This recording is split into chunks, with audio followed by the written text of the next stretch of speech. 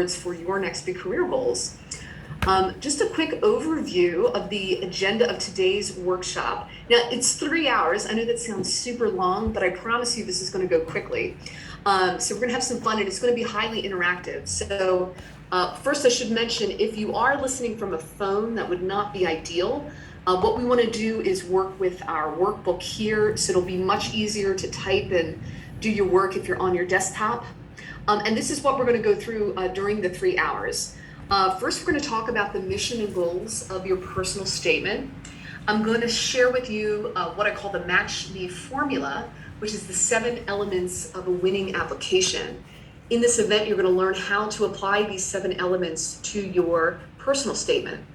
Then I'm going to talk about the 5-part personal statement framework. This is my framework for approaching a 1 to 2 page personal statement.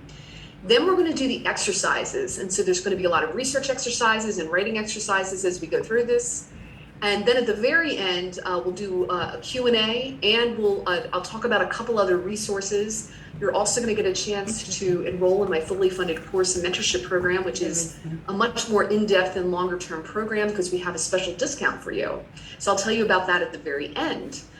So first, like I said, you'll want to pull up your personal statement bootcamp worksheet.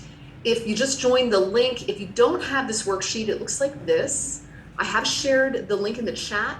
So what you want to do is open that link, and then don't request editing access. What you want to do is go to File and make a copy. This will make a copy into your own Google Drive if you're using Gmail, but you can also download a copy in Word or PDF, so you can do that there. So make sure you make your own copy since you're going to be editing that for yourself. And okay, Jamila, do you have a question? You having a problem with the workbook? I am. I'm sorry. I don't see it in the chat. I don't see okay, wait, let me go back the to link. Okay, can you all see the workbook? It says workbook, and do you see the link there in the chat? Are you opening up the chat there? I can see it, but I know sometimes if you join after it was posted, you don't see. Oh, okay. Oh, that's right. You can't see what happened. Okay, let me post it again. There we go. Good point.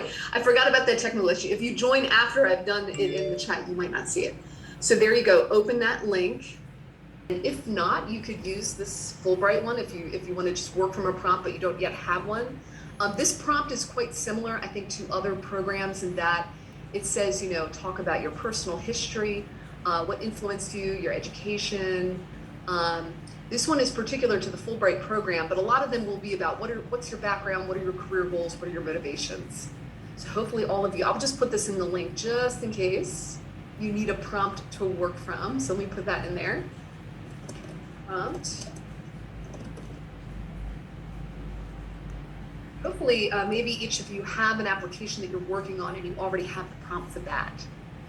And then while you're pulling that up, let's do some intros. So let's see, how many people do we have here? We've got 15, so it's a lot for people to do so out loud, and I don't want to cut too much into the workshop. So I would like to invite you to write into the chat you know, your name, where you're from, and then what is it that you're working on. You can say, tell us the specific program that you're going to work on today, because I'm going to workshop and actually use some of your program websites for examples. Or you can just generally say, oh, I'm applying for PhD programs in education, or I'm applying for fellowships in public service. That would be fine too if you don't want to share.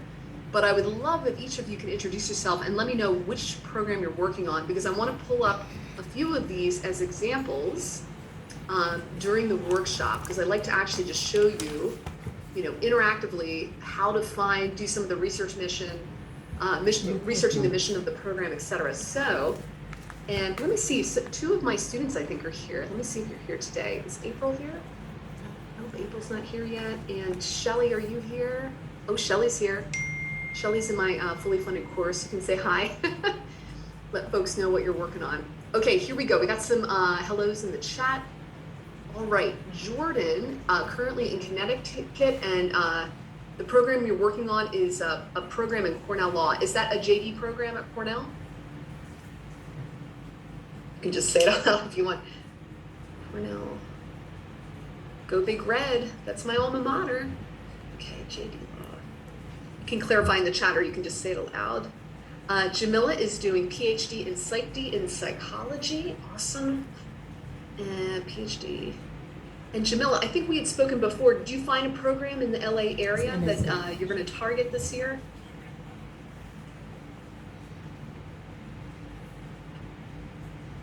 You can unmute it. It's okay if you want to say. It's a shy group. It's okay. No, I was trying to get the mute off. I'm okay. sorry. I'm like, oh my gosh, what's wrong with this? Okay, so yeah, so I did find. I'm in Florida, remember, and I'm in South Florida. And so I did find some programs here for PhD. I really wanted the PsyD, but you were saying, with the money and everything for a PhD. So I found about 5 schools here that I'm applying to. My top is Nova and University of Miami, FSU, and I forgot the other ones, but yeah. Okay, good. So you found at least good. You found 5. Awesome. So you're doing it right. Okay, sorry, I don't know why I was thinking LA, but similar. So Yeah. Thank you, Jamila.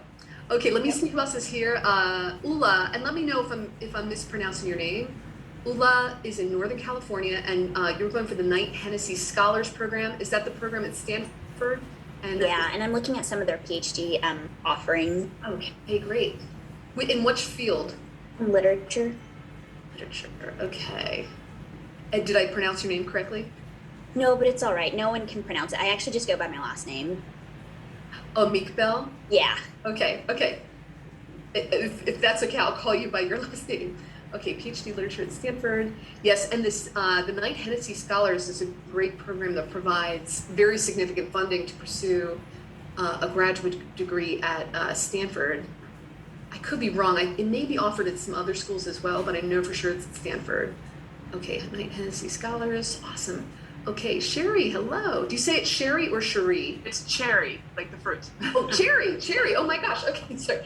I have a friend that's named one of my best friends is Cherie, and then I have my stepmother's Cheryl. So Cherry, that's cool. Okay, originally from South Africa, living in San Diego, and planning to apply to PhD programs in psychology, but still undecided between social and clinical. Do you have a particular PhD program that you're going to target today? I put it lower down in the chat because I forgot to mention okay. that. But I'm looking, today I'm going to work on something for UT Austin. Okay, great. UT Austin. Okay, wonderful. All right, everyone's saying hello. Okay, and then Dina says, I'm an Egyptian writer based in San Diego. I'm working on the Schieselhaus Air Artist Fellowship in Germany. Awesome. Okay, so let me put that down, Dina. I don't know that one off the top of my head. Let me just take a look at that. Yeah, I put the link in.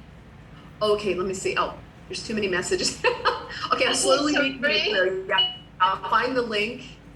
But that's really, did you find that in the Profellow database, or was that one you knew of? No, I did it in like another website for art fellowships and residencies. Okay.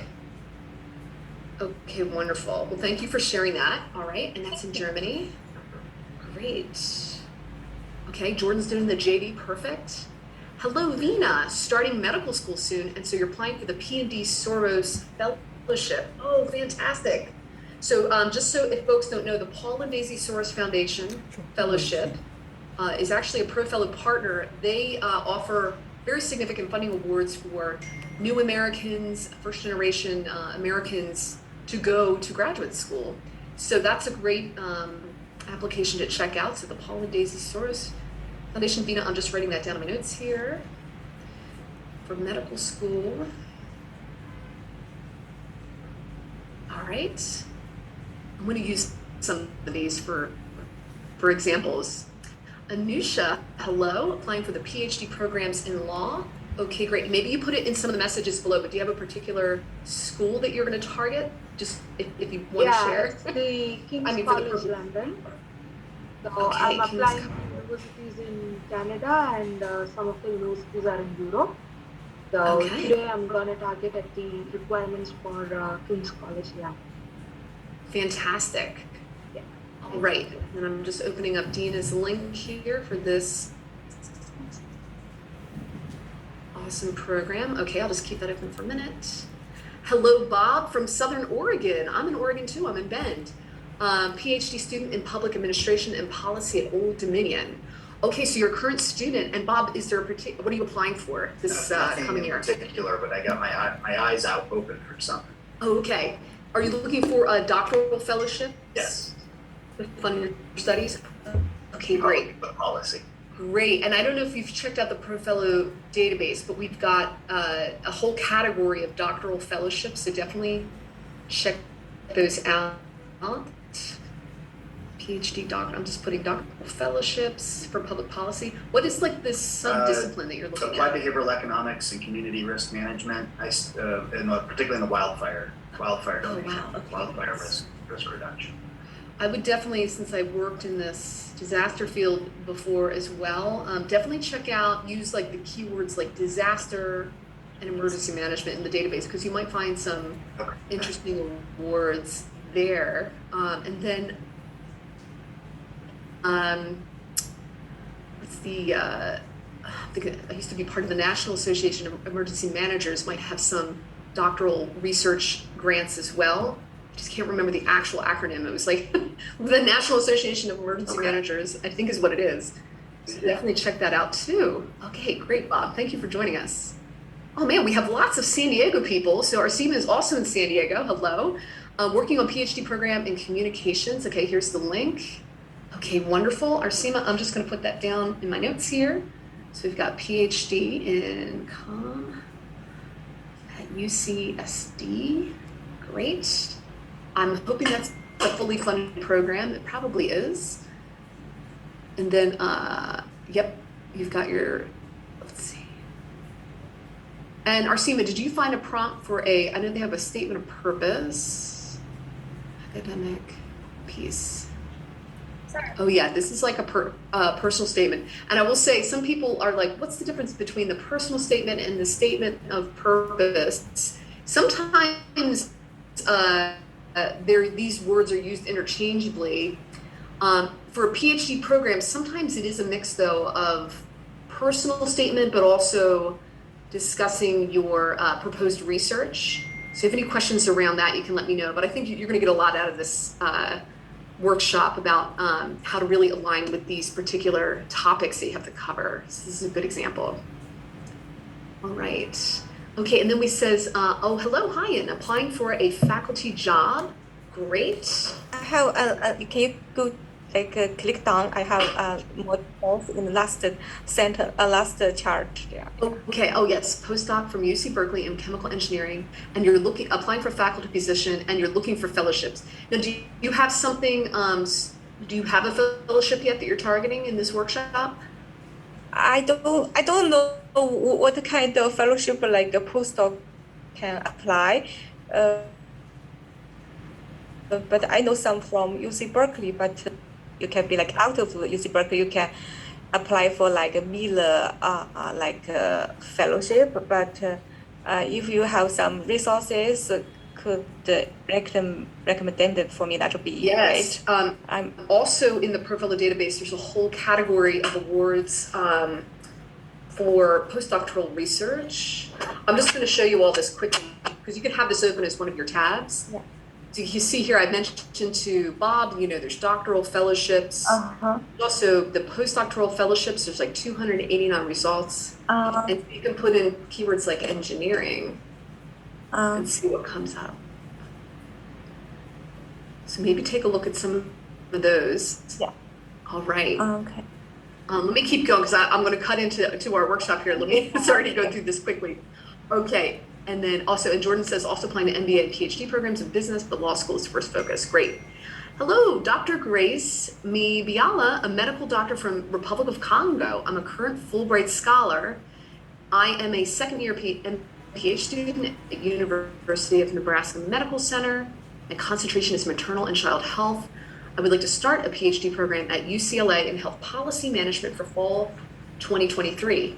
Yes, awesome. Okay, let me write that down, Grace. You are targeting PhD, UCLA in health policy. Wonderful. Yep. And then, so for entrance next fall, you definitely would be applying this year. Okay. Sherry, I love the little icon, I'm working with the application. Okay. And I got that. Shelly, hello. 3-year Ed D in K-12 global education at the Harvard Graduate School of Education. Great.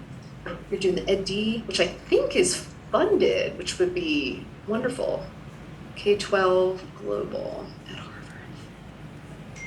Great. That's awesome, Shelly. I always say, go big or go home. I love it. We have lots of Harvard graduates in our program.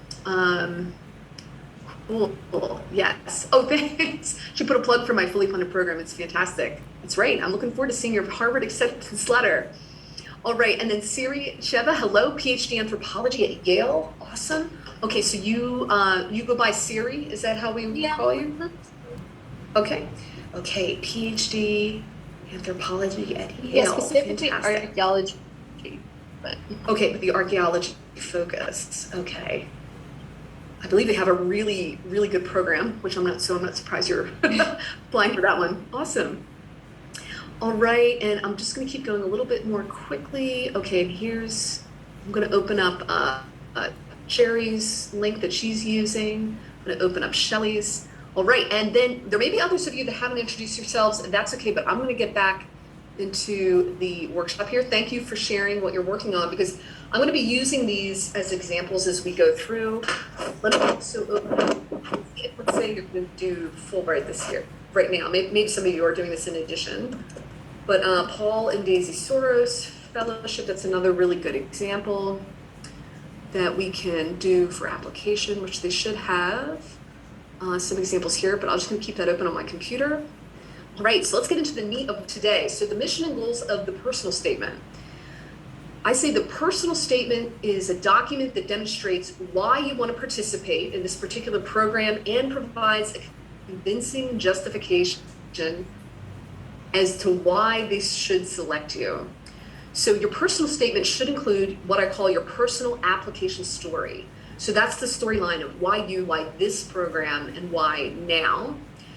Also, it includes your specific career goal. And I like to say that we should not make this plural. So we'll go into a little more details about that. It should also include the unique reasons why you're applying to this program specifically.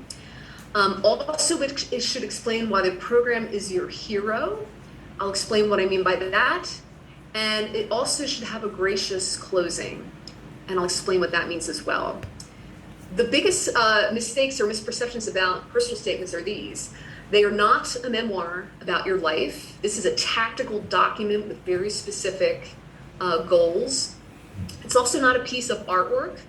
Unless you are literally applying to a creative writing program that is looking at the creative aspects of your essay, this is actually, again, more of a tactical document. So it's not a piece of artwork. It's not a recap of your resume. It's also not a place to vent or shock people. And it's also not an argument about why you are the best or why you're better than other applicants.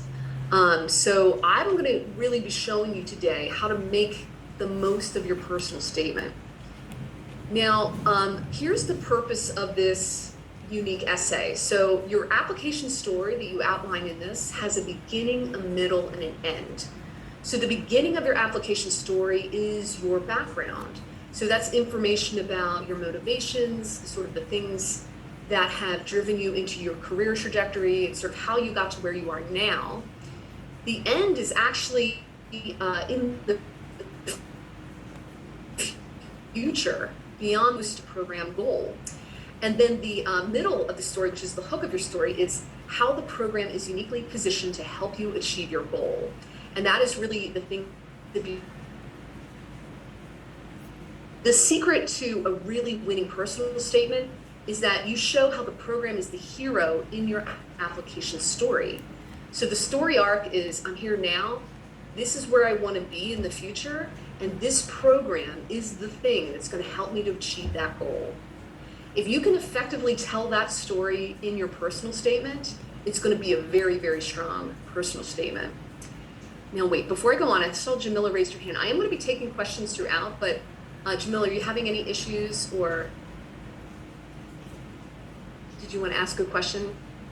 Are you having any troubles? Oh no, I didn't know my. I probably. Oh, let me lower it. I didn't know it was still up. I'm sorry about that. Okay, no worries. Okay. Now, there are distinct elements that distinguish a good application from a truly great application. And these elements are what I call the Match Me formula. So as some of you know, I've been running ProFellow for 10 years. We do lots of articles on ProFellow about applying to competitive programs. We've done interviews with fellows. We've written application tips articles. And so I'm probably the only person in the country that has literally interviewed thousands of fellowship winners, people who've gone to top graduate programs. And I always ask people, what do you think made your application stand out? And over 10 years after I was, having these conversations, 7 themes emerged from these conversations, elements that made the application stand out. And I realized that many of these things were things that I was intuitively doing in my applications, which often I was successful. But I also realized that other multi-award winners were doing these same things. So I realized that there's a bit of a formula. So let me go through the 7 elements right now. So to be a winning application, number 1, it needs to be memorable out of the hundreds of applications that they're reading. Number 2, you need to express how your goals align with the program's mission. Number 3, you should show some element of timeliness or urgency. 4, you want to show how you're going to capitalize on the program's unique benefits. 5, you want to be highly specific, and this is really in all aspects. So you want to be really specific about your career goals and specific about what you want to get out of the program. 6 is mutually beneficial. So you want to find a way to show why your entrance into the program isn't just beneficial to you, but it's also beneficial to the program and to the many stakeholders who are going to benefit from your socially impactful work or research. And then finally, number 7 is elegant, which is that careful balance of self-confidence and humility. We always have a hard time balancing this because we have to talk about ourselves and our accomplishments, but there is some really simple ways to balance out the sharing of accomplishments with a touch of gratitude and humility. So I'm going to teach you that as well. So now we're going to get into how to use this formula in your personal statement. So here, I'm going to go over the 5-part personal statement, and then we're going to spend the next couple hours really going through and nailing these one by one. So number 1, a personal statement should have a powerful opening story that demonstrates that you have the qualities of their ideal candidate. There really is an art to choosing the right story to open your statement. So I'll show you how to do that. Second, you want to show a bit of context on the trajectory of your career and the motivations for your work. So that the first opening story is kind of a pinprick moment in time. The second part kind of opens it up and shows kind of more of a bird's eye view of what you've been doing up until this point in your career. The third part of your personal statement should get into the description of your highly specific career goals. What do you want to do post-program? The fourth part is showing all the unique factors of the program, why this program is the hero. So what are the things that you're going to get out of this program that you cannot get anywhere else? And then number 5, to close out the statement, you're going to talk about what you're going to do during and after the program to contribute to the program's mission and to be an active student and alumnus and fellow moving forward. So this is kind of puts it back to what are you giving back to the program? So I'm going to go through all of these so you're going to have this outline in your personal statement. So let's get into the exercises. So very simply to begin, we want to identify the questions that they ask in the personal statement prompt. So you want to read your personal statement instructions and note that the questions that you must answer. So it's going to be different from program to program, fellowship to fellowship. So I always tell people really carefully read the personal statement. And like I said, especially for PhD programs, sometimes the personal statement is a hybrid with the the academic statement of purpose or dissertation proposal too. So just make sure if it's one essay or 2 separate essays, make sure that you understand what you're reading in this. And let me just give you a quick example, then we're going to do this together. So if you were looking at the Fulbright English Teaching Assistantship Award, they have 2 paragraphs to describe what they want to be covered. So, and there's a lot packed into these 2 paragraphs. So if I was looking at this, I started to highlight some of the key things. This 1-page narrative is designed to give the readers a picture of you as an individual. As I was going through, I highlighted the trajectory that you had followed, what plans do you have for the future, how your background has influenced your development, how that inspired you to apply, and opportunities to which you have or have not been exposed. This is a lot. So I always like to reformat the instructions into distinct questions, and this is for your reference. So if I took that 2-paragraph blob, I would actually break it down like this for myself. This 1-page narrative must answer these questions: the trajectory that you followed, what plans you have for the future, how your background has influenced your development, how that inspired you to apply for the ETA, and then personal history, including those opportunities to which you have or have not been exposed. And so you're breaking it down like that. I have one more example of this for a PhD program. Like I said, usually for a lot of PhD programs, there's 2 different essays: personal statement and academic statement. Whichever essay is speaking to your motivations and your background and why do you want to do this, that's really more of the personal statement, which is what we're going to talk about today. I've got actually a whole separate workshop on research proposals. But for University of Michigan, they have 2 separate essays. The personal statement had a very brief description, but again, a lot packed into this. So I highlighted the challenges piece, accomplishments, why you wish to pursue a PhD in history, and how you see your own role in the profession. And then again, I broke it down into what I considered 4 distinct questions: the challenges, accomplishments, why you wish to pursue it, and how you see your own role in the profession. This is a good exercise to do because once you break it down, you'll also begin to see what part of the framework would I be answering these questions. Is it in the 2nd paragraph? Is it in the 3rd or the 4th or 5th, or even in the opening story? It really will help you to see where it fits in the framework. All right, so let's do exercise 3 together. I want you to take your prompt and put it here, copy and paste. You might, if you haven't already pasted here, you just copy and paste it again, and then put it into discrete questions. Now this is why I told y'all it would be really good if you have a prompt with you. Let me just look in the chat here and see what folks are saying if they don't have a prompt. All right, and Shelley put in a, and Jordan, don't worry, the personal statement framework, we're gonna go back and forth to it, so don't worry. And you'll get the slide deck, but I'll show you the framework again in just a minute. And Shelley says, she put in, this is a personal statement prompt, so it says, what key experiences, what do you view, how did that inform your development, your plans? So this, if that is how the prompt's written, Shelley, that's actually already broken out pretty nicely from a paragraph, so you don't have a lot of work to do here. Once everyone's kind of broken out their personal statement prompts into discrete questions, just put done in the chat and we'll keep moving.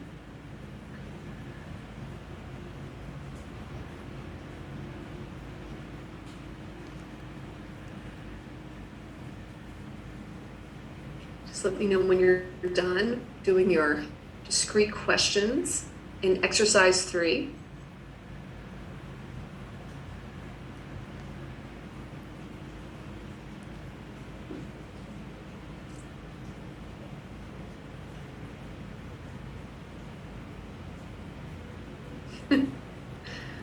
Me too, Shelley.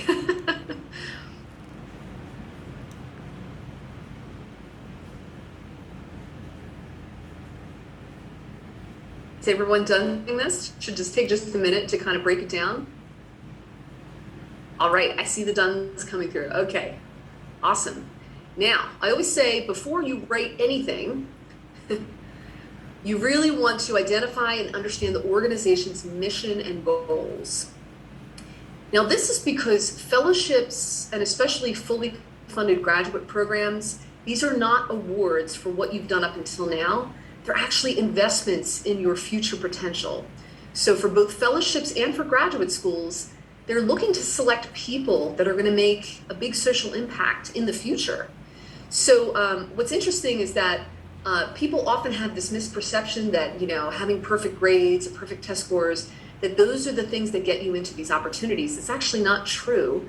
What they really need is to see, what are you going to be doing? If we invest in you, Shelley, who are you gonna be impacting in the future through your work? You know, and that is true for any discipline. And I think virtually all of you are probably working in some sort of socially impactful field or area of research. So that's the story you need to tell. Who is the future you? Because you're asking to be invested in. So what we want to do is actually understand, what do these programs want to invest in? So what we want to do is look at, try to find the mission of the program. So we're going to be asking ourselves questions like, what is their mission statement, if they have one on the website? What is important to the program? What are their areas of interest, research, and investment? What are their fellows or students achieving? And are there any new areas that they want to go into? That actually takes a little bit more research. So what we're going to do together is search the program's website for a couple of clues, like mission and value statements, FAQs. You might see video promotions, articles about or by fellows, press releases, stats about fellow and student outcomes are really telling. Your goal is to answer the question, what is their training mission? Who do they want to train and support, and why? And together, I'm going to go back to this slide, but together we're going to do exercise 4. Let's just first see if we can each find a mission statement on the website. So we're in exercise 4. We're going to research the program's mission statement. Now, for university programs, let me show you something here. Some of these programs, like this one, Paul and Daisy Soros, they're going to have probably a very specific mission statement on their website. Now, sometimes you can actually see a mission statement on the about, but if it doesn't say mission statement, that doesn't mean they don't have a mission statement. You actually have to read a little bit more. What is the purpose of this organization? So the Paul and Daisy Soros, they give a little bit here. They talk about what the award is.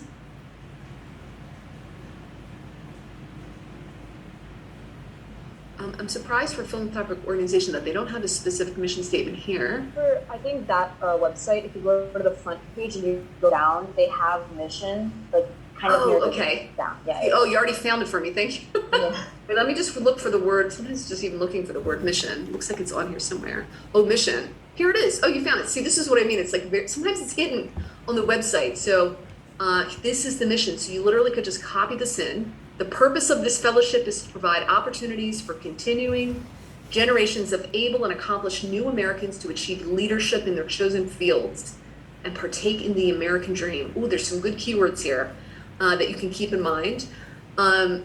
So that's their mission statement. Let's try a graduate school, because sometimes these can be a little different. Now, for a graduate school, usually I would go to like the homepage and see if they have, you know, so usually mission, they call it sometimes like our impact. It might be a mission. If you found the mission statement, let me know, because I don't want, as I'm going through. Sometimes I would say, sometimes it's not called a mission statement, but they might say, you know, this one says, graduate students and alumni transform our region for the better in ways both seen and unseen. And then they have a video, which I won't be able to watch right now, but there might be something like a mission statement there. Would the mission statement be in the specific department's website, or I would think so too. So I was going to mention that the university might have an overarching mission statement, which could be for the whole university. I definitely think you're right that the department, let me go back, may have its own, let me see if you go to admissions. You know, sometimes they'll have things here, programs for you, fellowships, catch a glimpse. I always like to see, what did they tell prospective students? This might take a little bit of digging because I see that they have a lot of like million web pages on here. But let's just say, like, what is their goal, or like why choose UC San Diego? Unlike other institutions, UC San Diego was established through cutting-edge graduate teaching and research in the beginning so we could attract the scholars, and they came. So here's some, by the way, here's some of the things they brag about: 16 Nobel laureates. They've got all of these locations, resources. Sometimes they'll have these statements about diversity. That can be like a mission statement as well. Hello? Go ahead. Oh, okay. I'm sorry. I just wasn't sure. My computer's kind of old. I need to update it. I was looking at the UC San Diego for communication for the mission statement. Would this be? Oh, I'm sorry. Are we doing two folks? Oh, actually, I think there's a couple of you applying at UC San Diego.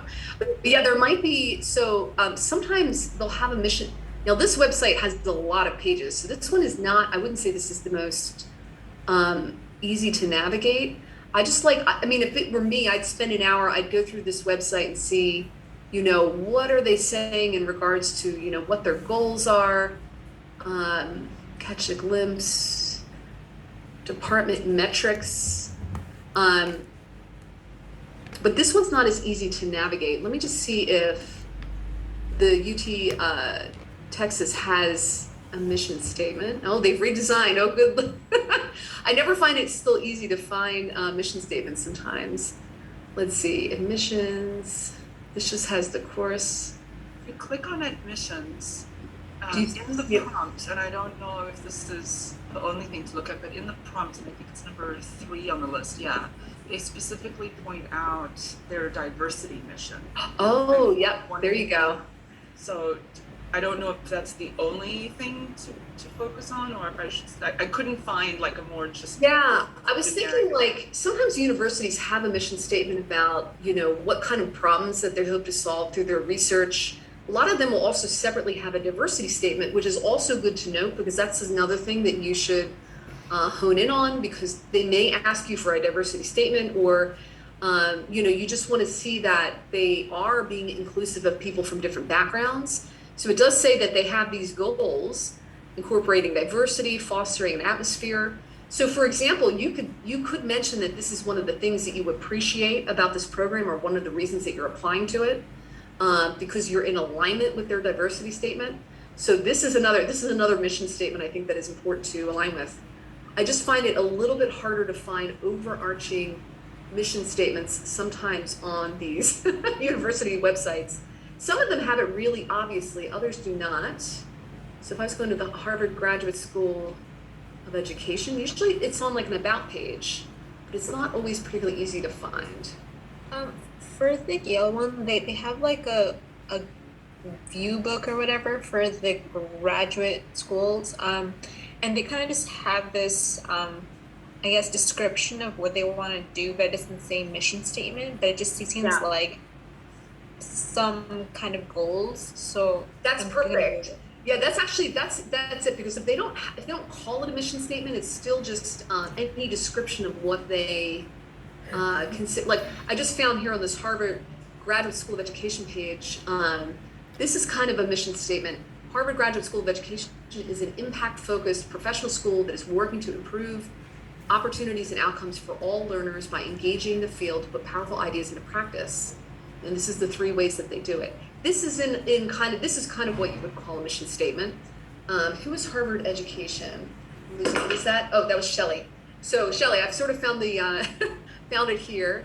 And then there's also other stuff in here that might kind of, let's see, I think they also said something about diversity and equity and inclusion here.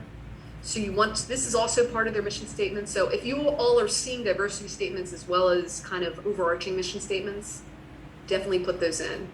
I don't want to spend too long on this, but you can sort of get the gist of trying to find a mission statement or what their goals are. That's what you want to do.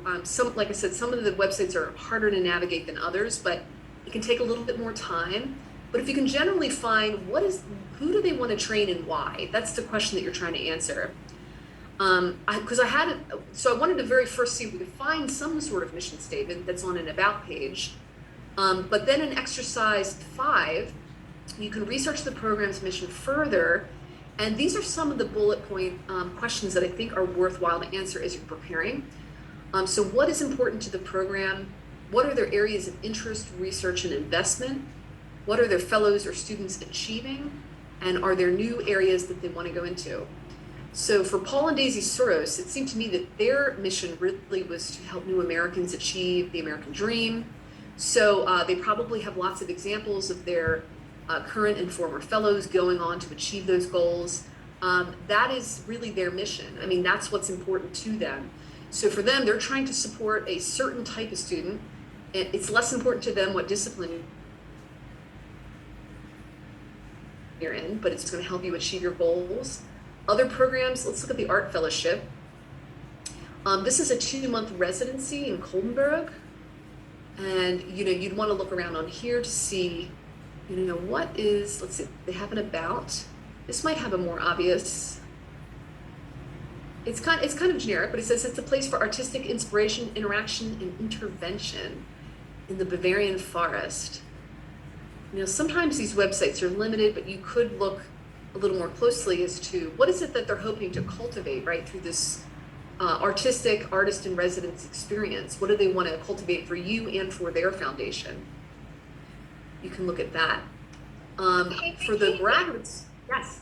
Oh, sorry, Vicky. I was going to say, if you scroll down and you click on the guidelines, I think that's their mission. Oh, yes, you found some keywords. Awesome. Okay. So, yeah, the Artist in Residence program seeks to create spaces for artistic, creative thinking, acting, and researching. It focuses on the core areas of research, production, presentation, and discourse, creates a framework for independent artistic research and production, creates a space for creative experimentation and public discourse. That's the mission statement. And this is fantastic. So they really, I think they want to know, how are you going to, pursue that artistic, creative thinking? But clearly research is a big part of this. So they, when you write your personal statement, you want to make sure that you hint to the research and production piece of the art that you would be doing versus just, I'm coming to get ideas or, produce a piece. This seems really important to them since they mentioned it a few times, research. So doing background research on your particular subject, that seems really interesting. So yeah, you're getting to the core of what this is. And also for graduate programs for universities, I always like to see if they have any news releases about new awards that they've won, new grant funding. Sometimes this is in the news. So this person says, Bob Joseph's awarded Canadian patent. So I'm assuming this is a professor, was awarded patent protection for his testosterone nasal spray. So this might be an area of research that they're working on. Although this sounds more like clinical. And so there could be, this is new areas. These are the top 5 psychology faculty ranked in the top 1,000 nationally. So I'd look at these guys. What are they working on? That's so amazing. If they're the top 1,000, there's probably, you can learn more about what are their areas of research. What are they doing? What are they getting research grants for? So a lot of times that information won't be in an about page. That can be really telling to find out what is the university getting big grant funding for. And that will tell you where they're getting their areas of research. So all these universities have sub areas that they're working in. So you kind of want to hone in on what are the sub areas, what are their strengths, and where are they making investments. And then let's see, Graduate School of Education. They might have sometimes it's in a faculty and research page. Sometimes it's in do they have a news? Yeah, news and announcements. I always think it's I don't see any grant announcements there, but I'm sure that there's some. Another thing that you can look at is the research centers. Sometimes the centers will have kind of news about their areas, what they're working on. So these centers at Harvard, they're looking at teacher effectiveness, strategic data, frontiers of innovation, working globally. They've got an education entrepreneurship focus. There's all sorts of little focus areas. You want to hone in on these because these are the things you want to speak back to in your application. All right, so this is something, you could do, I put 8 minutes on our thing, but this is something that I hope some of you were finding some interesting things as you're kind of digging around on the website there. If you're, hopefully you're finding some interesting things. Let me see what people are putting in the chat. Oh yes, okay, and then Siri was saying, does this count bringing together researchers around the nation, around the globe? Yale is a leader. Yes, that sounds to me like a mission statement. Absolutely. All right. And then Cherry asked, would this be what I'm looking for on page 4 in this document? Let's see. Sorry, it wouldn't Oh, let it's me in copy submission. and paste, so. Oh yeah, no worries. Page But on page 4. 4, the second Oh, and here third you go. paragraphs. Yes, yes. Horizons of the discipline. Yep. Primary goal is to train students in the methods, philosophy, and ethics of scientific inquiry, to foster young scientists capable of widening the scope of scientific knowledge about psychology. That is absolutely a mission statement. You found it. Good job. Buried on page 4 of the handbook. This is why I say, like, you want to do a little research, but if you know that they want to foster young scientists, then you know that if you're someone who wants to go into a professional track, let's say you're, oh, after this I want to work, and run a nonprofit, that's when you start to see that maybe your career goals are not 100% in alignment with what the school, who they want to train. This program clearly wants to train scientists, perhaps even more so than practicing psychologists, right? I guess it depends on whether it's the social psychology program or the clinical psychology, but even in social psychology, there's a scientific inquiry there. So yeah, this is, you found it, ding, ding. So good, make a note there. This is gonna help us shape our application overarching story. Let me say too, what did I do for the next one? The other thing you can do as part of this, and we don't need to do this right now because this can also take some time, is that in exercise 6, I also think it's good to really note the nouns and adjectives that they use to describe their ideal candidates. So nouns might be scholars, leaders, advocates, experts, cultural ambassadors, teachers, entrepreneurs. The adjectives might be things like motivated, knowledgeable, entrepreneurial, passionate. So actually, we just found a good example, young scientists. That's the noun that you want to look for and hone in on. So for any of these programs, again, at the PhD level, typically they're looking for people who want to become scientists and researcher. Master's programs can be a mix. Sometimes they're more research focused, sometimes they're more professional. For something like law school, they're either wanting to train lawyers, or they're looking to train legal scholars, which is more at the PhD level, so you're doing legal research, or they might even be one that's more focused on advocacy work, public interest law and advocacy. So make sure you understand which group that they're really targeting. And you're gonna put that in here. As you're doing your research, put in these notes. Exercise 6 is where you put your nouns. So you might put, young scientists. That's who they're looking for. And although let me just say, don't be too discouraged. If you are mid or late career, don't be too discouraged by words like young, because I think that's a little bit of an outdated perception that only young people do PhD programs. So, but if you do find that this program is very skewed toward early graduates, then again, you might say, oh, that's not a good fit for me for someone who's mid-career and wants to do a PhD. So this research is really important because number one, you're going to start to learn what they're looking for and how to speak their language in your application. But also two, in this process, it might even help you might even rule out programs because you realize that their mission is not aligned with what you really want to do. And then you might find programs that are better aligned. So as you're thinking through what are my real career goals, you have to ask yourself, is this program going to give me what I need for my career goals? So I just ran into a problem. Oh, go ahead.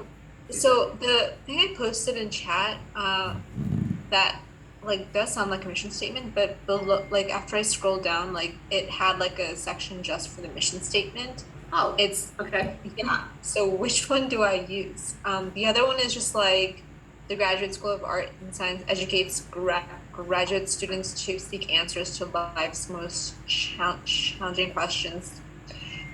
Basically, she's describing what a grad student would do versus whatever I posted. Yeah. I would say, well, that's actually a pretty generic statement, right? It sounds just like a very kind of a marketing, I would like you to get more honed in on, you want to hone in on the department and sort of what is their mission for their specific degree program that you are looking at.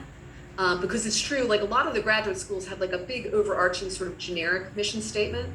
But we do want to find language that's closer to what is this particular department doing.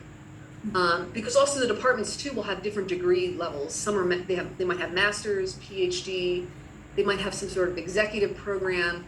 each of those programs will have a different mission, but they might not call it a mission. It might just be, we're training this type of person for this type of outcome. Right. So that's the language you want to look for. But you can put all of these into your document as notes. I mean, you're not going to be copying or pasting any of this. It's really just to inform you about what it is that they're seeking to do and help you to figure out, is this aligned with me? And then also start using the language that they're using. So you can put it all, you can paste it all in.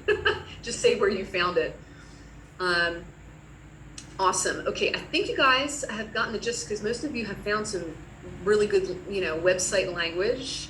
And I will say too, this exercise can also be a good one to do when you're going to info sessions and even campus visits because, website text isn't always the most insightful. It might have been written by a copy editor at a marketing firm, but not really be, truly representative. So sometimes you can get really at the mission through just the conversations with faculty, admissions representatives, who do they want to train? Who are they seeking to select? That's what you want to find out so that when you write your personal statement, you make it really clear, yes, I am your ideal candidate. All right, so next I want to get into how to define your aligned career goal. So now we have figured out what is the mission of our program or a general idea of what we think the mission is. In your application, you want to show a highly specific and aligned career goal.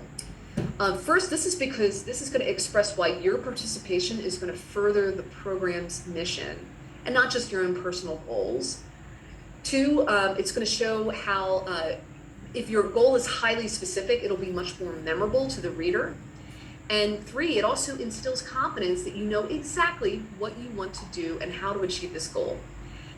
Now, often people get a little bit hung up on the really specific career goal because most of us don't know exactly what we want to do in 5, 10, even 15 years. I'm still figuring it out myself. But this is a very tactical exercise for the purpose of your personal statement. I'm going to get you down to something really specific. Even if you have 20 different versions of your career goals or possible career paths, you want to get down to one that's specific for these three purposes. So, for example, Paul and Daisy Soros, they have a particular social impact mission of helping new Americans, get the higher education opportunities to achieve their dreams. So you want to express how you're going to help further that mission and then give back to the Paul and Daisy Soros community. Also, you want to have a really memorable, specific goal so that when they're reading hundreds of applications, yours will stand out in their mind. Let me give you some examples. So I've read a lot of personal statements over the years. And sometimes, if I'm reading like a personal statement for a Fulbright, someone will say, my career goal is to, my goal in pursuing this fellowship is to later pursue a PhD. I suggest getting way more specific. So a better response could be something like, I want to pursue a PhD in business at Rice University, which has a unique doctoral program in strategic management. I want to pursue scholarly research of leadership models for startup companies working in green energy. So in your career goal, you have a specific discipline program, a specific university or type of university, and a specific area of research or social impact that you want to make. Same can go for professional goals. So you could say just generally, I want to work in international development. That's a big field. I say get really specific. Something like this. I would like to work in a strategy position at a leading organization like Kiva that provides microfinancing to women entrepreneurs in developing countries. So you have the name of the position that you're going for. You have a type of organization that's well known. It's something that the readers might know. And then a very specific area of social impact or social challenge that you want to solve. So again, you might not know if you're going to end up at Rice University in the PhD program or at an organization like Kiva, but if you're reading these, you're going to really remember the person who wanted to go to Rice University, and you're going to really remember the person that wants to work at Kiva. You're probably not going to remember someone who just generally said that they want to do a PhD or generally wants to work in development. All right, so let's do this together. This is one of my favorite exercises. I'd like you to, in exercise 7, write down your career goals that you plan to pursue in your personal statement. Could just be 1 to 2 sentences. And then I would also like you to share that with me in the chat because I might help you kind of workshop this a little bit to get really specific. All right, so exercise 7 here. Write down the career goal that you plan to include in your personal statement, just 1 to 2 sentences. And then we're going to refine it further. And if anyone would be willing then to copy it into the chat to share, then we'll workshop it a little bit. I'll let you know if I think it's specific or not.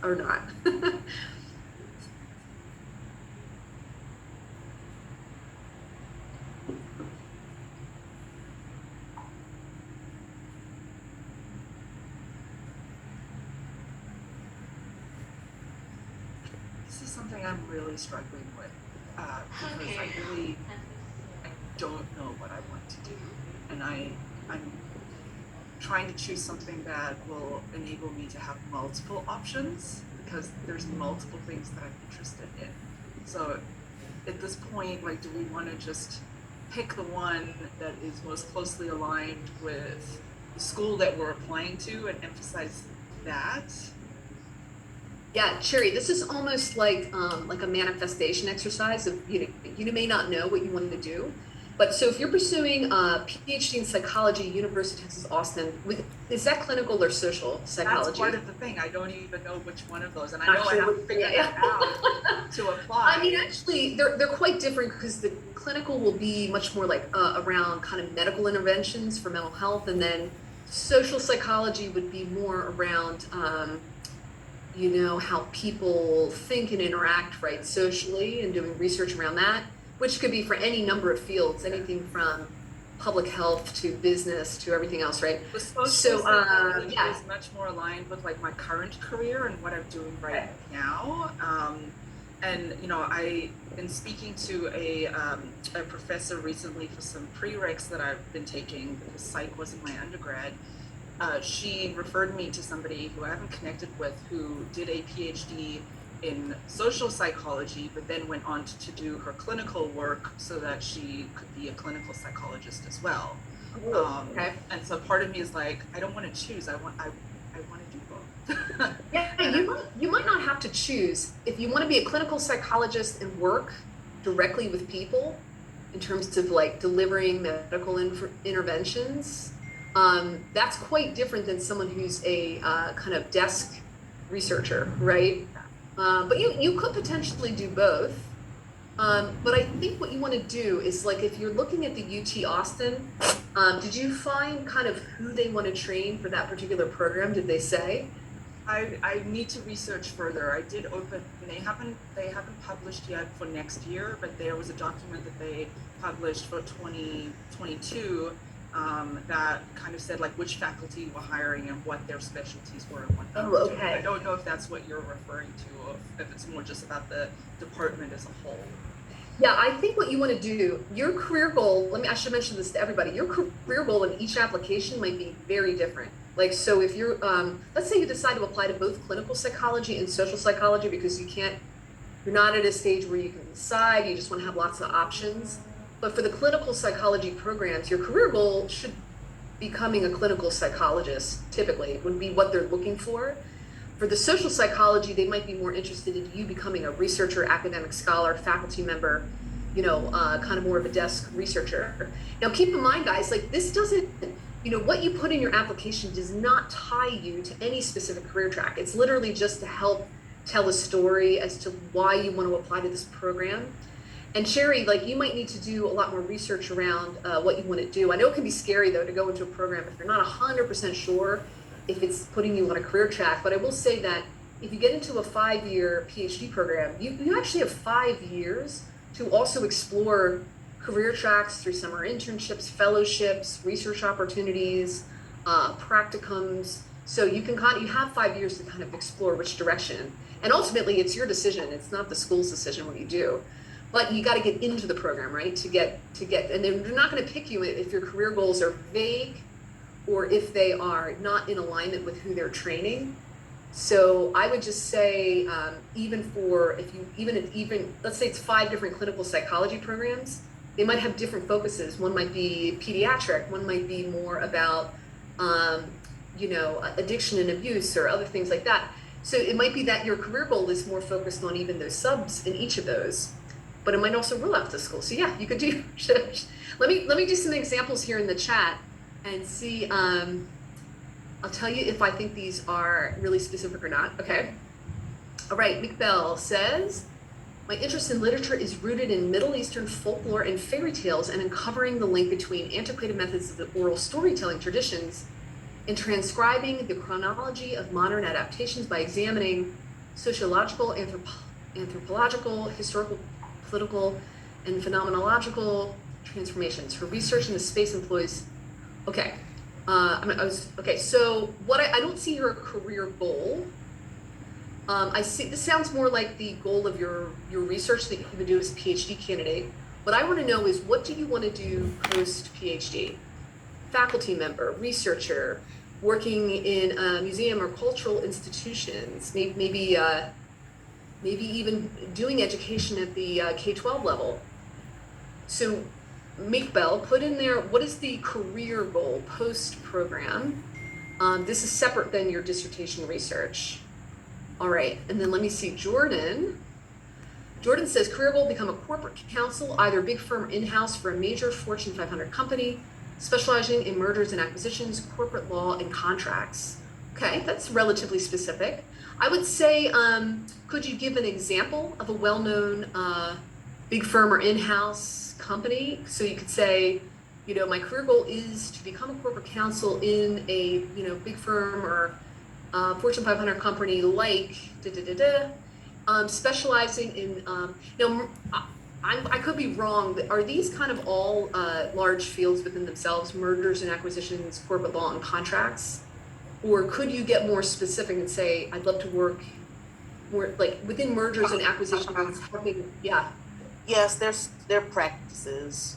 So some people can do multiple, or some people sometimes just do one, and that's their entire career. But they all kind of overlap, if that makes sense. Yeah, no, totally. I have a good friend who's a corporate counsel in a similar role like this, and I was just wondering if, I was wondering, is there a particular, maybe, like, I wouldn't say it's a social problem, but is there like a particular problem that you would love to help companies solve in the corporate counsel role?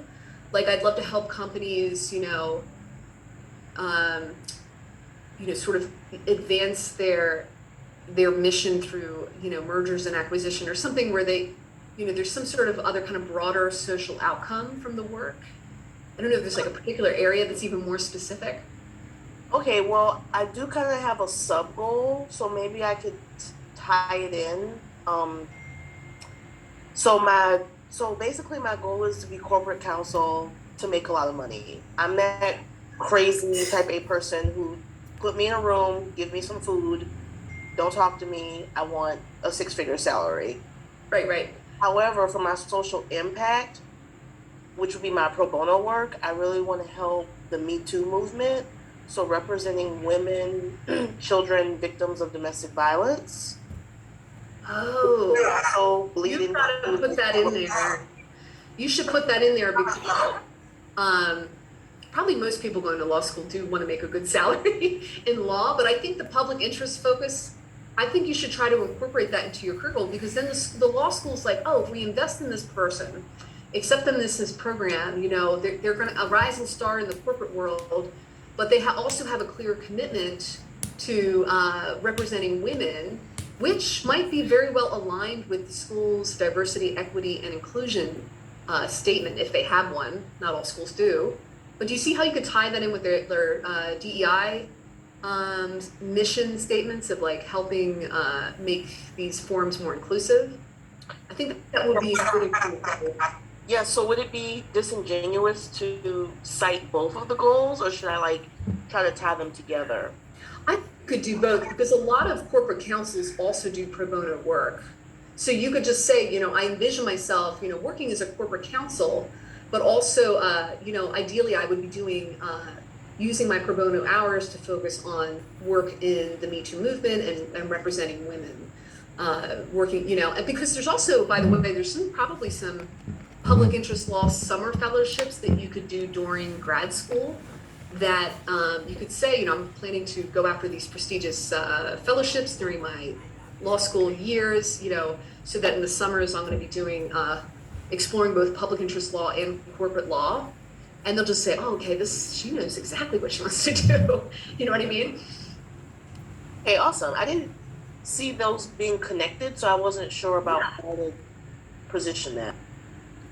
I mean, I think you could do both. I mean, you could be corporate and do pro bono work. So I think you could say, because the beauty of that is, like, as the reader, I can really visualize what you're doing in the future. I can see you doing your work, working at the corporate firm, doing your pro bono hours, representing women. So it's like, because if you just very generic, I can't really picture what you're going to be doing in the future. So I think you're getting there. So try that. I'm going to keep going down here. Anusha says I'm to be a tenured professor in copyright law. Okay. Do you have an idea of a type of university that you'd like to be tenured at? And is there any sub areas of copyright law that you'd love to focus on? Yeah, I have some sub areas like exceptions to copyright, access to copyrighted materials, and developmental economics, etc. But I do not have any kind of university in my mind. So yeah, I have to think about it. There's probably a couple universities that focus really on this as a subdiscipline. So you could say, this university it doesn't mean that that's where you'll go. You could just say Okay. if it's Cornell Law or Yale or whatever. And then I like what you said about the copyright. I mean, you could also add that as like a second sentence. I'd love to focus on, and then what you just said. Okay, yeah. Yeah, like that could be a way to just make your career goal a bit more specific and memorable. Okay, yeah, thank you so much. Awesome. All right, Grace says, my topic of interest is early childhood development and child health policy. I'm especially interested in how to contribute information and insight so the policymaking process at all levels of government will benefit young children, create social, educational, and economic opportunities for all the citizens, and how to identify and mobilize local resources and contacts to build political momentum for early childhood issues at the grassroots and grass tops levels. All right, this is a super admirable career goal, Grace. However, I still can't picture what you're doing professionally. So what I'd want you to do is there a particular, so do you want to work in government, nonprofit, at the local level? Do you want to work in an education think tank? Do you want to use data? Do you want to do more advocacy work? That's the thing, like it's hard. These sentences are very broad, so I can't really picture what your future job will be. So I was wondering if you could say, I'd love to work in an X position at an organization like X that focuses on making. Now, there's of course in educational inequality, there's tons of issues. I mean, are we talking about educational inequality as it relates to a certain geographic region, people from developing countries? Could we be talking about disability issues? Are we wanting to focus on something else? Do you have like a sub area that you're particularly lights you up? Yes, it's child health policy. Right now I'm studying maternal and child health. So I would like to add health policy to that to be able to change or implement policy to improve child health within states. So in child health policy, we can have health insurance. So I'm seeing myself more at the government level where we can change policy. That's why I'm wondering if you would talk about, like, if you wanted to work at the national level, you'd want to maybe say that, I'd love to work in a policy making position at a federal agency like the Department of Health and Human Services, focusing on maternal and child health, particularly in the areas of, and it could be access to reproductive health, maybe it's access to early child care, health interventions, or how do we have greater health insurance access for children? And then, you can make it specific to the US. I don't know if you're going to do work internationally, but I would get really more specific about the role, the organization, and it could even be done at the UN level if you wanted to, or so it's international, federal. You could be working at a state level, which is getting more down on the ground, and then or at a local level. And then, get even more specific about the sub issues within child and maternal health, since there's so many. And that'll help it just to be a little more memorable. Okay. You do some brainstorming there, see what you come up with. Okay. All right, now I have a lot. Let me keep going quickly. Arsima says, I want to research information about perspectives, theories, etc. of people's behavior and how they act, in-depth understanding. Okay, and Arsima, this is still more of a research topic goal, not a career goal. So I would go back to the drawing board there and tell me, I need to picture what role will you be in after you graduate. Faculty member, think tank, policy advocate, international scholar. Pick one there. All right, let me see. Dina says, my career goal is to traditionally publish my historical fiction novel, The Dew of Men. The novel is based on true events of Egyptian history from 1946 to 1973, and the protagonist is loosely based on my mother's life as she grew up in war-torn Egypt. The novel examines the changes in the fabric of Egyptian society and how the country turned from a secular state to a dictatorship. Oh, wow, that's awesome. So, Dina, I can definitely, number one, I love that you have this goal to publish your historical fiction novel. I think you should definitely mention that as a goal, like a post-degree goal. However, what's beyond that? Are you going to be a faculty member? Do you want to be a professional writer? Or would you be teaching? I still would like to know a little bit more about what the career goal is. More beyond, you publish your novel, and then what? Like, what would be next? Okay, so I can just say, I want to be a professional writer. Professional writer, but then be specific about the genre, and is there like a particular social impact that you want to make? Educating people through fiction about, through historical fiction, about the events in Egypt. Yeah, like you could get really specific. And would this be your first novel, or have you published before? That would be my first novel, yeah. Okay, so that would be a perfect goal. Traditionally published. Oh, and you're doing the short-term fellowship, right? I'm thinking like MFA program or PhD. Okay, actually, sorry, I'm going to take that back, because I think for like a shorter-term fellowship, you don't need to spell out your whole career goal, but I think this is a perfect goal for the artist fellowship, because it's very specific, something that could be achieved in the time period, and then the fellowship is like a stepping stone for you to be able to publish your first novel. So actually, I think this is really good. It's very specific for that reason. I just Awesome, remembered you're doing this one here. Yeah. Okay, let me keep going. It's for too long.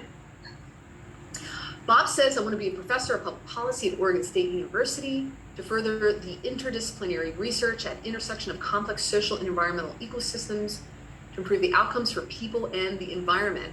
Awesome. Okay, Bob, so I totally can see you, public policy professor at Oregon State. The research, though, is still quite broad. Is there a particular policy issue? You mentioned wildfire work, which to me would really hook in my mind a lot more than this kind of, you know what I mean? I would include that. Okay. Looking interdisciplinary research that will help provide an evidence base for different wildfire, management and recovery policies. I mean, I think that, number one, the wildfire work is very timely and urgent. We'll talk a little bit about urgency in a bit. So I think that that could add a bit of urgency to your application, in that you're someone who wants to do research on wildfires. So, I would put that in and not the broader, just looking at social problems. Yeah, all right. Okay, and let me keep going here. And then I love to workshop these. Let me see, I don't know, I can't see who wrote this. Oh, Siri, I think, wrote, I would like to pursue a PhD in anthropology at Yale to work at the American Museum of Natural History in the Hall of Asian Peoples as a university research professor, teaching the younger generations of the importance of archaeology. Awesome. So the American Museum of Natural History, is that the one in DC? No, it's the one in New York City. Oh, there's a New York City American Museum. And then so you would be a university, but so if you're a university research professor, is that a role that's at the museum? Or are you saying you would? No, I said, I didn't specify which university. Like any. Yeah. local Can you university. work at a university and work at the museum? Well, I think so. But I mean, that's just a goal. But I don't know. It might be a little too much to do. But here's yeah, how you could do it as well. No, it's okay. I was just like, because it kind of sounded like two different jobs. So I was thinking that you could first talk about, I want to become a university research professor. But you should focus, say what research and coursework you want to deliver. So the importance of archaeology is quite broad. yeah. Yeah. So you could talk more about what is it important about archaeology? Is there a particular sub area that you're looking at? Yeah, warfare archaeology. Yeah, warfare archaeology and or basically, I guess archaeological evidence for the origins of the caste system. Oh, interesting. Okay, that's much more memorable to me because it's so specific. Okay. So I would include that, like you want to build the research and evidence base in that specific area. Then as the second line, you could say, I also would love to contribute as be a scholarly contributor to exhibits at the American Museum of Natural History in New York City, which has, our particular focus on, Asian cultural heritage, where I could really see my research, fitting in. And actually Yale is close enough to New York that you probably might even be able to do that during your PhD studies, potentially as like an intern or others. That would be super interesting. Yeah, so maybe just piece it out as two. Professor is kind of the main goal, contributing to the museum is part of that. And then, but put in that specific sub area because that will make it really memorable. Okay. And I actually have a question about the sub areas. Sure. Would I have to pick between say warfare archaeology and the archaeology of the origins of this caste system, or can I combine the two somehow? Because I feel like one might be influencing the other in some ways. So it depends on you're going to do your faculty outreach, and even from PhD program to PhD program, you might have different dissertation proposals because of who you would be working with. So one faculty might say, oh yeah, you can do a topic combining these, I can mentor you there. Another might say, no, you have to be more specific because really we just do this. So it could just depend on the program itself. Right. And so talk to the faculty when you're doing your outreach this summer. See what they say. Yeah. All right, I got a lot of messages. I don't know if I can get through all of these. I'm gonna try to do a few more, and then and also I wanted to give everyone a little brief break at the so let's do 7 more minutes, then we'll do a brief break. Okay, so Giselle, hello. Goal, I plan to use this, you're doing Fulbright, that's right. I plan to use this Fulbright research grant opportunity to conduct social ecological systems research in the Pacific Marine Resources Allocation and prioritization of use in international comparative legal schemes. Following the Fulbright year, I will conduct related PhD research to design equitable research allocation frameworks responsive to increasing pressures on marine resources in small-scale and subsistence fisheries arising from climate change. Well, that's pretty specific, so good job. That's great. So this is really, really specific. One thing about the Fulbright, and you've probably heard this from me before, is the Fulbright has a really specific mission of building international ties between the US and other countries. So if you can, as part of your career goal, it would be great if you could mention sort of leveraging the international networks that you're going to build as part of the Fulbright and sort of using that in your future PhD research or career goal. I'd love to build an international policy think tank, that's taking expertise from different parts of the world and helping to address these issues through, evidence-based policy. If there's some way that you could not make it sound like you're just kind of putting your head down and doing your research, but actually you're going to leverage this Fulbright to build a network of scholars. Could you see yourself writing that in your statement? Yeah, that's helpful. Thank you. I actually had a question. In terms of the Fulbright mission, there seems to be an emphasis on the return value. So you have a cultural exchange, but at the same time, what value do you return to the like your country of origin, so in this case the US, would it be detrimental to then, I mean, to your point about international focus, to mention a PhD program not in the US? Or because the stated population? No, I don't think they would care if you pursued a PhD outside the US. I think the key is that you're building an international network in your field. Sure. And you're going to be leveraging this scholarly circle of people and building on it. So they love to see people go on to PhD programs, but don't forget the networking piece and like figure out some way, just so they don't think that you're just like a heads down researcher who just has like your not little goal, but your specific goal for yourself, and that you're not really putting the pieces together of the connections that you'll make. As part of your PhD dissertation, if you're going to be building on the research that you do during your Fulbright year, you can talk about how you're going to be like leveraging, what you're doing during the fellowship to build upon that for your dissertation topic, and sort of, using the contacts at whatever your host institution is going to be to continue the research. So think about that, how you can just kind of tie in all those, that awesome scholars network that you're going to get, and even the host institute. The host institution may like later host you when you're doing your PhD work. You may go back and do more work, or they may set you up with another network within that. So think about that too, because this I think is an issue in a lot of countries. Okay, awesome. All right, Vita says, career goal: I want to become a doctor who understands my patients' stories, works on healthcare disparities, and is involved in interdisciplinary work. Specifically in my country, I want to work on community-based initiatives focused on reducing racial disparities and create healthcare documentaries to increase awareness of public health problems and solutions. Oh, that's awesome. So Vina, when you say doctor, do you mean a medical doctor? Yeah, a medical doctor, yeah. Medical doctor. And then do you want to be a family practitioner, a pediatrician, a gerontologist? Since I start med school next month, I haven't really thought about my specialty, because people usually kind of figure out specialty. I've had like my mind is kind of torn between different specialties right now, so I really don't know, because I also don't have that experience yet. So that's why it's kind of a general thing.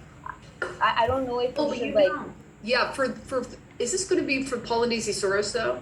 Yeah, this is for Paul and Daisy. Yeah, so that's okay. If you mention a specialty to Paul and Daisy Soros, that's not going to go to the medical school. So it's okay, because probably for medical school, you're right. You can't really say what your specialty is going to be until you get further, into the program. Yeah. But for Paul and Daisy Soros, I think for them, it's like you just want to have a really clear career goal, so it just hooks in their mind what Vina is going to be doing. Okay.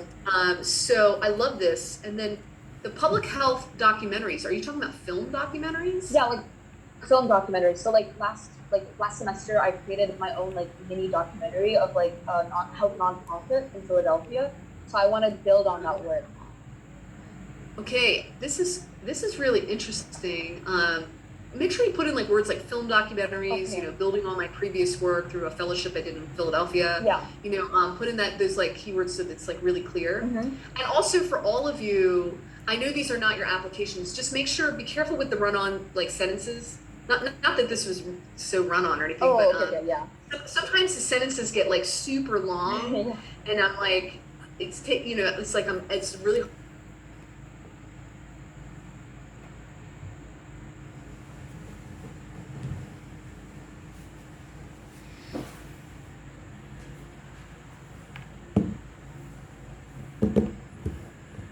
So think about that. Also, Vina, for you, what could be interesting to Paul and Daisy Soros is that if you were a doctor that is able to really kind of make a social impact long term to new American immigrant, first generation communities in the US, that could really tie in with their mission as well, because they're not just investing in you, the impact that you're going to make is going to be invested in. So think about if that's something that you might tie into your career goal. Sure, yeah, thank you. All right. Now, Grace said, I chose UCLA because there is a faculty member in the health policy department who is doing exactly what I would do in the future. So I think connecting with him would be a springboard for my career. I would work at the government level where I can change the policies to improve child health within the state. Okay, great. And actually, yeah, if you connect with that faculty member, also think too, whatever they're doing, if that person is in what would be maybe your dream job, that's kind of another easy way to figure out what is my career goal, who do you aspire to be most, and what are they doing? What is their job? Some faculty members do policy work, and then and some don't, but some do. So I think that could be just a way to figure out like how to couch your career goal. Jerry says, can you add an example area about wanting to be a faculty member or wanting to be a researcher? Can you state that you want to be both? I thought these weren't mutually exclusive. Oh yeah, no, usually as a faculty member, you're both teaching and doing research. Although some faculty positions, like if you work at a community college or a teaching college, you would primarily only be doing teaching. If you work at a research university, you would be doing both. Some people only do research, but that would be more in like a NGO, policy think tank, evaluation organization, those kind of things. So there is a way to have also a job that is just research, but that wouldn't, usually faculty members are doing both teaching and research. Yes. All right. And Shelley says, my career goal is to create an innovative, robust platform with asynchronous and synchronous communications, current up-to-date database for research videos, and serious gaming so that K-12 learners can acquire second language skills, critical thinking skills, and be better prepared to become a global citizen ready for the 21st century. I love it. Okay, so you said my career goal is to create a platform. Now, the goal, the outcome is awesome. I can specifically see. I still don't know, what are you doing this as? Are you an entrepreneur? Are you working for a corporation? Are you working in an education think tank, nonprofit? And then if you're creating a platform, are you doing this as a computer scientist, or are you doing it more as like a business leader? So remember, your career goal is a job at a type of organization, the type of social impact mission. But this would be more of a project within a job. Do you see what I mean, Shelley? So let's see. And then, so Shelley, do you have can you see what the job would be where you're creating this platform? Are you doing it independently in a corporation? Oh, I don't know if she's still here. Okay, I see there's 20 messages, so I'm going a little too slow here. Sorry. I do need, oh, go ahead. Is that Shelley? Sorry. No, I did something similar to this for the U.S. Department of State. I created a serious gaming program to teach English in a fun fashion. And I had like 20 developers, and same with my work at IBM. So my hope would be I could work with somebody like the Bill and Melinda Gates Foundation. I don't know what it is now, but to develop this. There's nothing like this out there.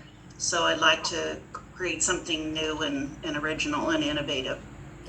See, that's great. And I would say that still keep in mind, it would be helpful to know how you're doing this. Is it like in a corporate track? Are you going to work for a nonprofit? Are you going to found your own nonprofit? Like, how would you, obviously the project needs to be funded, but Yes. if it's something that you could, like, I could work as in a leadership capacity at the Department of Education, running programs that do these types of projects, that could be a role. Okay. So yeah, think about think that. specific about Think where about this the is. role. And this is, again, to help the reader visualize you in your future dream job. Okay.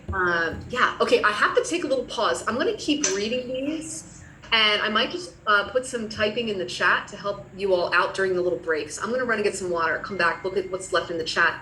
Let's come back together. I have 11:35 a.m. here on the West Coast, so let's come back at 11:45. That'll give us a little over 10 minutes to freshen up.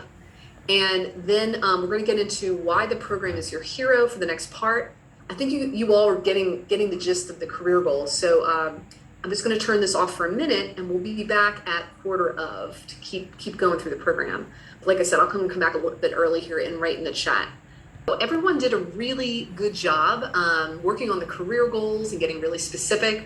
I hope we had enough examples so you can really see what I mean about being specific. And this, again, really helps the reader to visualize you in your future role is they're reading the personal statement and getting them excited to like really want to invest in you when they say, oh, I can see exactly what they're going to be doing in the future. So the next part that's really important then is to show them why they're the hero in your program. And when you make the program your hero, it means that the program is your hero when it offers you the opportunities, expertise, skills, and experiences that you cannot get anywhere else. And in fact, I would go so far as to say that ideally, you're almost making it as if you don't get into this particular program, you might not achieve your specific goal because there isn't other opportunities like it. And the reason this is an important way to couch your personal statement is that, a lot of these programs, they get hundreds, if not thousands of applications. And for them, they want to make sure that they're choosing people who are really going to leverage the program. They want to feel like they're the one, just like when you're dating. They want to feel like, okay, if we accept this program, they're going to come into, if we accept this person, they're going to come into our program and be very excited and leverage it. So this can actually be even more compelling than, all the things that you have in your resume when you show them how much they're going to leverage their program. So we're going to research the program's unique benefits, but first, let's get clear on what we need to achieve your goal. So in exercise 9, we actually want to bullet out the new or advanced skills, experiences, and professional networks that you need to achieve your specific goal. So we just went through a whole exercise to talk through what is the specific goal that we're going to aim for in this statement.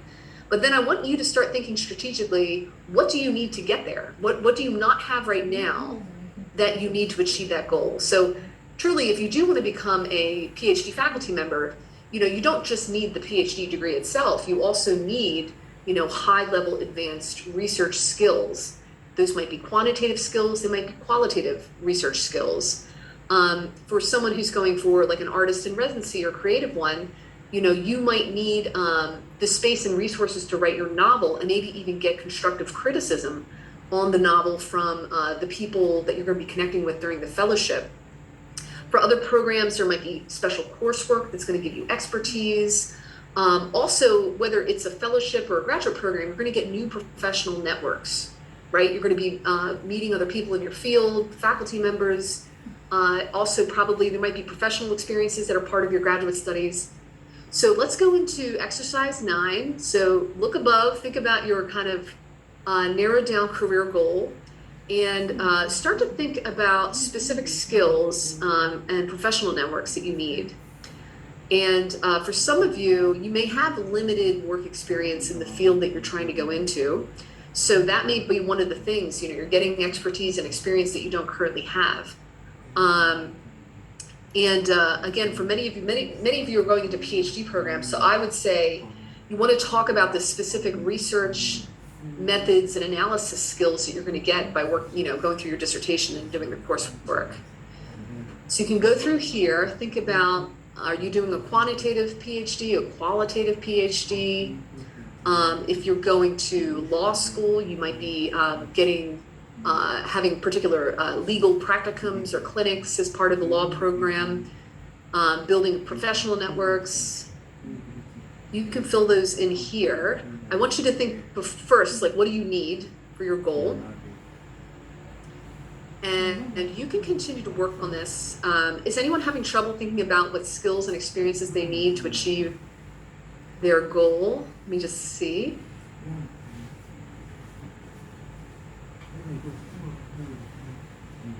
Anyone need any clarity or brainstorming around what skills and experiences they need for their I have a question. Go for it.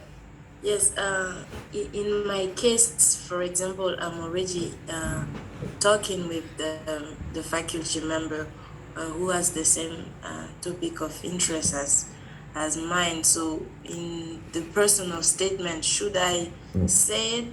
Because I don't really know what is the place of the matching with a faculty member before applying for a program. I think it depends on the school.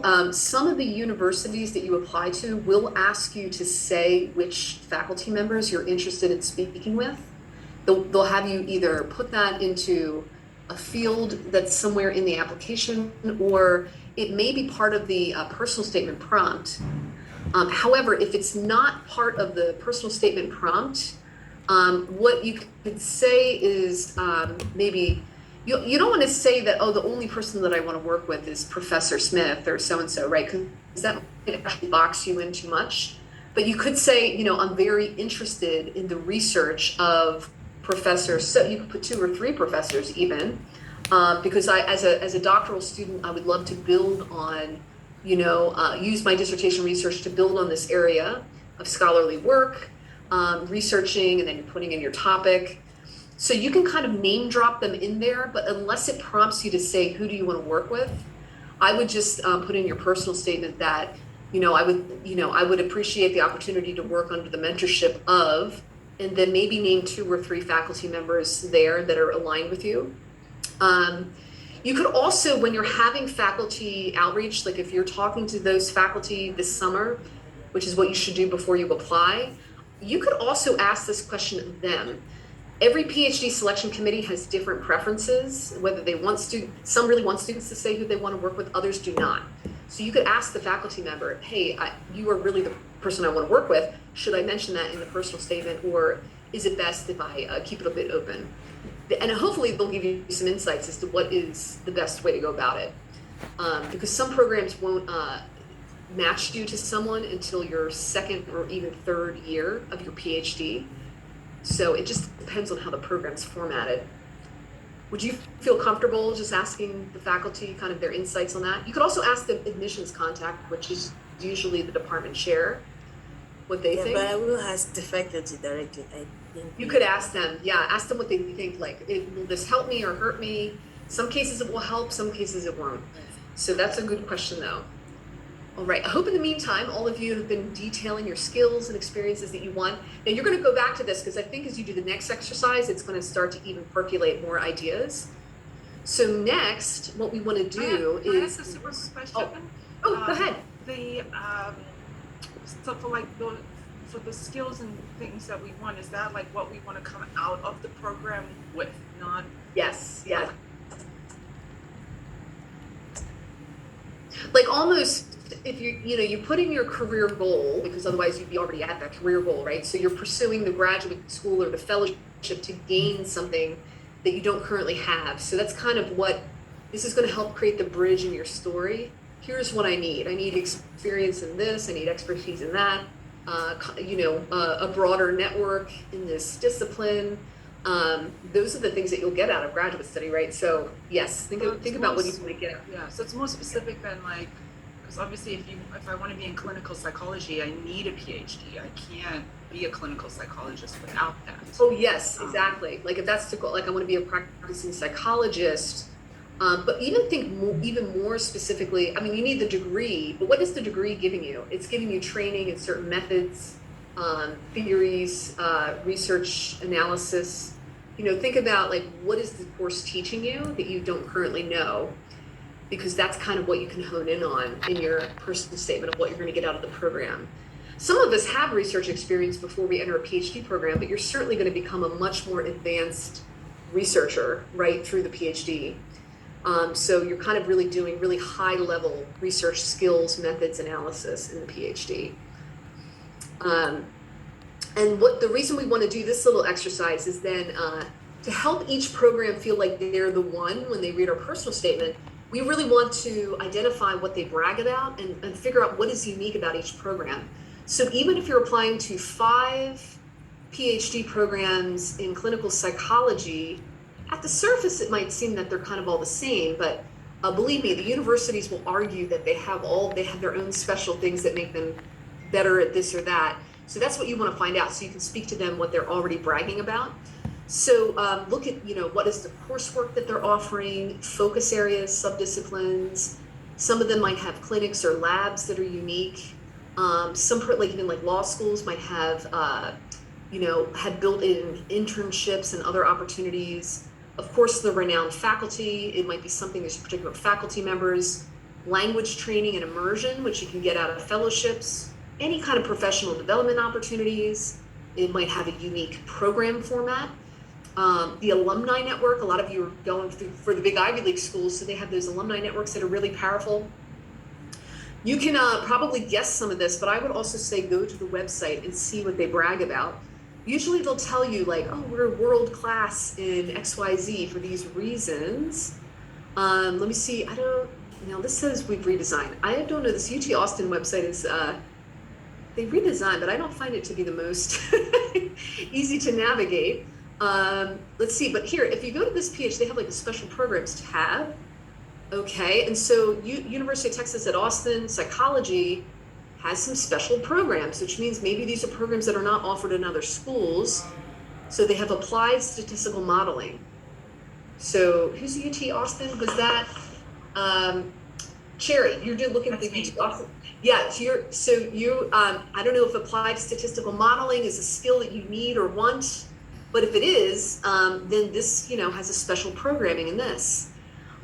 Likewise, neuroimaging track that might be unique to this school. If that's something specific you want to do, you could say that in your personal statement. This is one of the only schools that offers a neuroimaging track, right? So then it gets really specific. Let me look at another school. I'm sure Harvard has lots to brag about. Let's see, Harvard Graduate School of Education, usable knowledge. So they have like this online resource. They're going to talk about for each of these. What makes them unique, but I'm trying to see like what are the things they brag about. Usually these have like a lot of marketing materials on here, or they'll say like why apply, prospective students. Actually, I don't see Harvard, they don't have a whole lot of like marketing on here. Let's see, Masters in Education, might be more on this main page here. Oh, so see, they have programs and concentrations. The concentrations could be something that you hone in on in your application. If you want to focus on early childhood, they have an early childhood concentration, and then go even deeper. Like, well, what is it about their concentration? What's special? They got the co-chairs, they have a cohort. I also noticed that they said something here about a personalized approach. What does that mean? So it says this might be a program format that's really unique. Which is something that you can hone in on if you want to in your application. So this can take a bit of research. You can go in and around. For those of you going into, especially whether it's actually master's or PhD, another thing I think is good to look at is, do they have any special centers, projects, or initiatives like here? So for example, Harvard's got a Center for Education Policy Research, Center on the Developing Child, Education Entrepreneurship, Education Redesign Lab, Immigration Initiative, Making Caring Common, Project Zero. I mean, these are all special programming. Now, you don't have to mention all of these in your personal statement. That would be impossible. But if there's something particularly that catches your eye, like, oh, wow, this would be really in alignment with my studies and what I hope to do, then you could talk about that particular special programming in what's going to be kind of part 4 of your statement. So that's why I think it's good to do a little bit of research. If you're doing like a refugee focus in your research, they have an entire institute focused on this. Question. Go ahead. They for my program, like they have like one for the master's and one for PhD in archaeology, and I don't know a center thing like for master's, but they don't have like a center thing for the PhD thing.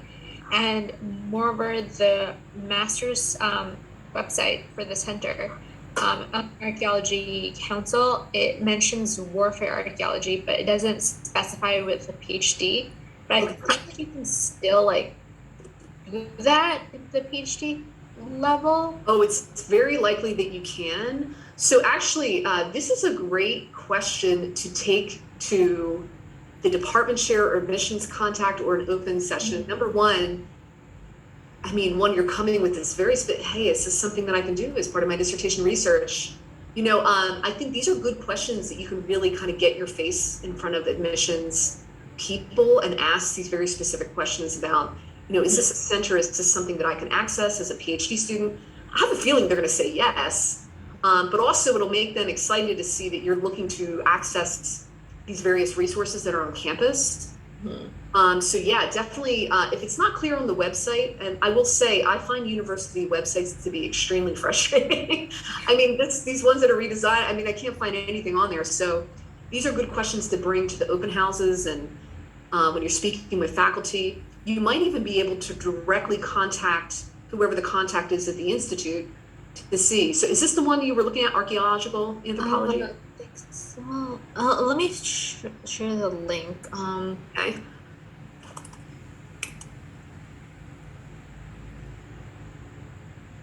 And this one I just will mention, I don't know if this is your exact link here. Let me go in the chat and get your link.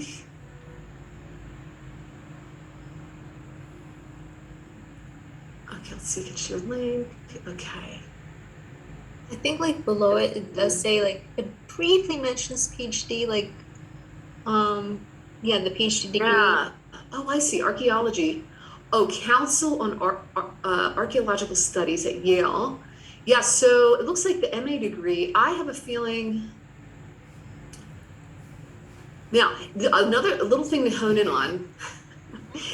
In addition, the program allows for some of our students to strengthen their background before applying to PhD programs. It's clear to me this is a very research-based program that is probably prepping people for PhDs, which is a good thing to note for when you're writing your personal statement. That, you know, I think it could be beneficial to mention if you want to be on a PhD track, that that's one of your goals, because clearly they're trying to groom people for PhD programs through this. And so, yeah, I think it says inquiries about the MA program may be addressed to the council chair. So yeah, absolutely, you could look into this. And because this is archaeology, I would be wondering, do they have special field work components in this that are part of the master's? I mean, well, I was like focusing on the PhD part, but yeah. Yeah. Wait, I'm sorry, are you saying you're doing PhD or master's? Yeah, I'm gonna apply to the PhD program, not the master's one. Oh, okay. So, yeah, they have it down here. Yeah, like anthropology, subfield archaeology. So it seems to me like you would be connected to this council. Okay. So this could be a good group to speak to. Find out who are the faculty, and then look, they have research sites. So if you have any focus areas on any of these, that could be worth mentioning. Yeah. So always look. The thing.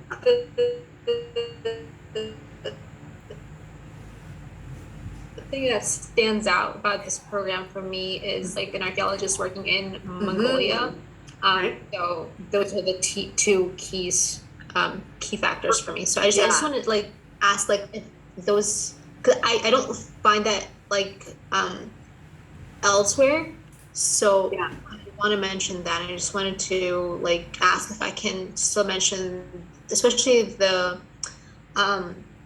subfield, because I don't find it specific to PhD, but I think it can be. Oh, it probably would. It's more likely to be connected with the PhD than the master's. Just sometimes these websites are very poorly designed, and this one looks like it was built in like 1995. So I don't know like how it's like not. Don't assume too much from the way the website's formatted. But what you want to do is find out the research site. You know, they have one in Mongolia. So who's like the lead faculty member for that? That would be a great person to connect with. And I think, again, like they probably would, unless the only downside, do they have tons of applicants that want to focus on Mongolia? I mean, maybe not. If they don't, that also puts you at kind of a better advantage, because they might be really eager to find students that want to focus on that region. Yeah.